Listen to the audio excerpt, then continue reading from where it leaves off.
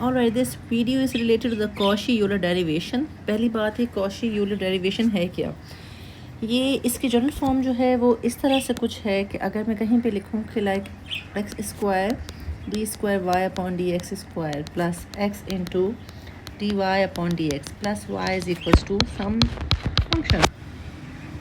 What did you notice over here कि जब मैंने यहाँ पे डी स्क्वायर यानी सेकंड डेरिवेटिव की बात की है तो उसके साथ मैंने एक वेरिएबल का वैल्यू ली है. यानी ऐसा नहीं है कि यहाँ सिर्फ कोई कोफिशिएंट नंबर मौजूद है 2, 3, 7, ऐसा नहीं है जो कि हम पहले सारे केसेस में कर रहे थे. हमने से पहले जितनी वीडियोस भी की हैं, काम किया है, उसमें ये यहाँ पे आपका नंबर मौजूद होता है, वेरिएबल मौजूद नहीं होता. इसी तरीके से अगर आपका कोई फर्स्ट डेरिवेटिव है और उसके साथ एक्स मौजूद है यानी वेरिएबल मौजूद है तो इसको हमें पहले सॉल्व करके लाना होगा बग़ैर वेरिएबल के. इसको हटाना होगा. सिर्फ यहाँ पे d y upon D x है. अब ये मुमकिन नहीं है तो हम कॉशी-यूलर में करते क्या हैं, हम d y upon D x जो जहाँ जहाँ गिवन होता है इसमें हम d y upon D x की दुनिया से दूसरी दुनिया में चले जाते हैं जो कि किसकी होती है, basically d y upon D z की दुनिया. ठीक है, तो वहाँ पे हम जाके उसमें फ़ायदा ये होता है कि हमारा जो y और x यानी डेरिवेटिव है, डेरिवेटिव ऑल अलोन होता है. यानी हमें आपको सामने मैंने 2 एग्जांपल्स दिए हैं. ठीक है, इन 2 एग्जांपल्स में जैसे अगर मैं ये वाली देखूं डी क्यूब, मुझे अब फॉर्मेशन क्या चाहिए, डी क्यूब खाली चाहिए, 2d स्क्वायर चाहिए और इस तरह से चाहिए. मुझे डी क्यूब के साथ कोई वेरिएबल नहीं चाहिए. तो उसको हटाने के लिए हम क्या यूज़ करते हैं, कॉशी-यूलर. लेकिन इसमें एक बात ये है कि हम एक बड़ी स्टैंडर्ड कंडीशन को इस्तेमाल करते हैं कि हम x का वेरिएबल ये यूलर फॉर्म उस वक्त लगा सकते हैं जब अगर सेकंड डेरिवेटिव मौजूद है तो सेकंड डेरिवेटिव के साथ x की पावर सिर्फ 2 मौजूद हो. अगर फर्स्ट डेरिवेटिव मौजूद है तो फर्स्ट डेरिवेटिव के साथ जो x है उसकी पावर भी 1 मौजूद है. अगर ऐसा नहीं होता तो या तो हम ये एग्जैक्ट फॉर्म लेकर आते हैं और अगर ये फॉर्म नहीं आती तो हम ये मेथड यूज़ नहीं कर सकते. ओके, इस वीडियो में मैं आपको डेरिवेशन बता रही हूँ और फिर उसके बाद अगली वीडियो में इसके मैं सवाल आपके साथ कुछ करूँगी. अब जैसे सबसे पहले इम्पॉर्टेंट बात यह है कि इस मेथड को करने के लिए जो सबसे पहली सपोजिशन ली जाती है वो क्या है कि let e z is equals to x. ये सपोजिशन से फ़ायदा क्या होता है, हम x की दुनिया से किस दुनिया में चले जाते हैं, z की दुनिया में, जहाँ पे हमारे साथ डेरिवेटिव के साथ कोई भी वेरिएबल मौजूद नहीं होता. ठीक है, अब ये होगा कैसे, मैं इसकी डेरिवेशंस करके आपको दिखा रही हूँ किस तरह से आप d y upon D x को किससे रिप्लेस करेंगे, d square Y upon D x को किससे करेंगे, अगर क्यूब हो जाएगा तो किससे रिप्लेस करेंगे, हम इस डेरिवेशन में ये सीखेंगे. ठीक है, so given is e z is equals to x. सबसे पहले अगर मैं इसको ln अप्लाई करता हूँ दोनों तरफ तो ये बन गया और z is equals to so z is equals to ln x. एक तो ये मेरे पास पता चल गया कि z इसके बराबर है और e z is equals to x के बराबर है. अब अगर मैं इसी को इसमें जो है मैं दोनों तरफ जो है वो डेरिवेशन लूँ. ठीक है, यानी कि मैं इसकी बात कर रही हूँ, d upon D x of z is equals to d upon D x of ln x. तो ये मेरा क्या बन जाएगा, d z upon D x will be equal to 1 over x. Right, ये भी मेरे पास एक रूल आ गया. ठीक है ना, एक कि d z upon D x 1 over x के बराबर होता है, z ln x के बराबर एंड सो ऑन. अब मैं एक्चुअली फाइंड क्या कर रही हूँ इस पूरे में मेरा टारगेट है कि मुझे d y upon D x को ले जाना है z की दुनिया में. By using the chain rule can I write d y upon D z multiply by d z upon D x. तो ये पूरा किसके बराबर है, d y upon D x के. D z upon D x किसके बराबर होता है, अभी इसके जस्ट ऊपर ही लिखा हुआ है ये चीज़. तो इसको मैं लिख सकती हूँ d y upon D x is equals to d y upon D z into 1 over x. X को क्रॉस मल्टीप्लाई कर लें आप तो ये आपका बन जाएगा x into d y upon D x is equals to d y upon D z. ये एक तरीके से भी आपने आंसर निकाल दिया. इस आंसर में अगर मैं यहाँ पे आपको ये कह दूँ कि बेसिकली डी ये वाली चीज़, नॉट द होल, सॉरी, मैं बात कर रही हूँ खाली डी अपॉन डी जेड को अगर मैं डी रिप्रेजेंट कर दूँ तो यहाँ से मैं क्या रिजल्ट निकाल सकती हूँ कि x d y upon D x is equals to d y. तो डी मेरा क्या है, डी मेरा डेरिवेटिव है विद रिस्पेक्ट टू जी। अभी हमारे पास सवाल में क्या था, डेरिवेटिव था विद रिस्पेक्ट टू एक्स। तो इससे हम क्या करते हैं, हम डेरिवेटिव ले लेते हैं विद रिस्पेक्ट टू जी। और अब इसमें डी के साथ आप देख रहे हैं यहाँ पे कोई कोफिशिएंट नहीं मौजूद है, ठीक है। तो ये वाई तो फंक्शन है ना, ठीक है ना। तो मैं भी डेरिवेटिव की बात है विद रिस्पेक्ट टू वाली बात।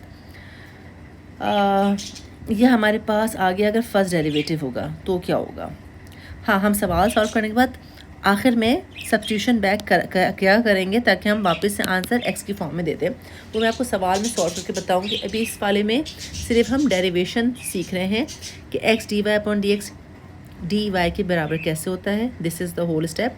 इसी तरीके से अगर मुझे d square Y upon D x square का मालूम करना है तो मैं क्या करूँगी कि d square Y upon d upon D x of the first derivative, पहले डेरिवेटिव को दोबारा डेरिवेटिव ले लेंगे तो किसके बराबर होगा, सेकंड डेरिवेटिव के। D y upon D x किसके बराबर है, पीछे पेज पे हम देखते हैं d y upon D x. Look at this one line, okay this one, okay d y upon D x equals to d y upon D z, d y upon D z into 1/x, सही है। So that is equals to d upon D x. इसको आप u into we ले लें। अच्छा मैं हमेशा इसको पहले लिख लेती हूँ, मुझे इसके साथ लगता है करने में आसानी होती है। इसको मैं u ले रही हूँ, ठीक है, और इसको मैं v ले रही हूँ।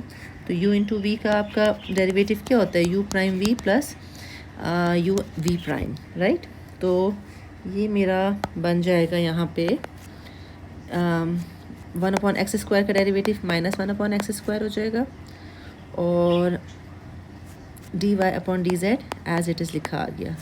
अगले स्टेप में 1/x एज इट इज़ लिखा आएगा और मैं अब किसका डेरिवेटिव लूँगी, d y upon D z का। अच्छा यहाँ हम सिंप्लीफाई करने के लिए एक स्टेप करेंगे, एक इसके अंदर इन्फोर्स करेंगे डी जेड की डेरिवेशन। क्या मैं देखें इसको मैं भी ऐसे ही लिख रही हूँ, ठीक है। अब डी अपॉन डी एक्स है, डी अपॉन डी एक्स को मैं अगर ऐसे लिख दूँ D upon into D x और यहाँ मैं कोई एक सेम चीज़ लगा दूँ, जैसे फॉर एग्जांपल मैं यहाँ लिख रही हूँ D Z, does it make any difference, सही है। डेरिवेटिव हमने जिसकी लगाया उसी का डिनोमिनेटर और न्यूमरेटर में लगा दी ताकि it going to reduce the effect. Now this is,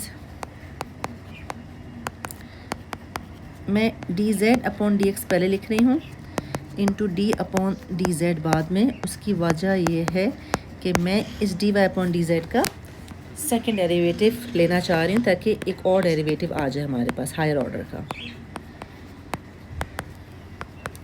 अच्छा D z upon D x ये किसके बराबर है, ये हमने किया था पीछे कि d z upon D x, look at this one, d z upon D x is equals to 1/x।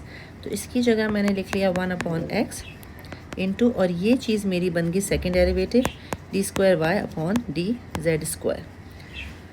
So now from the whole I can take 1/x square common, इधर बच गया minus d y upon D z और इधर बच गया d square Y upon D Z square. So this is same as d square Y upon D x square is equals to 1/x square into d y upon D Z को मैं लिख सकती हूँ it is minus D, और उसको मैं लिख सकती हूँ इट इज़ डी स्क्वायर, क्योंकि मैं बता चुकी हूँ कि डी किसको रिप्रेजेंट कर रहा है, डी रिप्रेजेंट करता है डी अपॉन डी जेड को। तो ऑब्वियसली डी स्क्वायर किसको रिप्रेजेंट करेगा, D square upon D Z square को, ठीक है। तो that would be minus D था, बिल्कुल minus D plus D square, cross multiply करें तो X square D square Y upon D x square will be D square minus D. अब मैं डी स्क्वायर माइनस डी लिखूँ या D common लेके D minus Y, D minus 1, और obviously why as a function उसके साथ आ रहा है।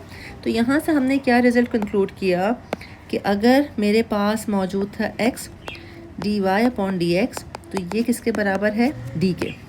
अगर मेरे पास x square D square Y upon D x square है, तो ये किसके बराबर है, d into d minus one के। यहीं से मैं बग़ैर डेरिवेशन के रिज़ल्ट निकाल सकती हूँ कि एक्स क्यूब अगर थर्ड डेरिवेटिव मौजूद होगी, जो कि जैसे मैंने आपको भी एग्जाम्पल में दिखाया भी, ये वाले में, ये अगर थर्ड डेरिवेटिव है ना, तो इसको मैं किससे रिप्लेस करूँगी, इसको मैं करूँगी d into d minus one into d minus two से। और ये कैसे आया, इसका भी बिल्कुल सिमिलर बेसिस पे प्रूफ होगा, जो कि मैंने आगे वीडियो में दिया हुआ है। आप इसको देख लें, पॉज कर लीजिएगा। उन्हीं स्टेप पे किया है जिस पे मैंने स्क्वायर वाला किया था, ये क्यूब का है, ठीक है। So the whole derivation is all clear, जिनको हम यूज़ करते हैं अगली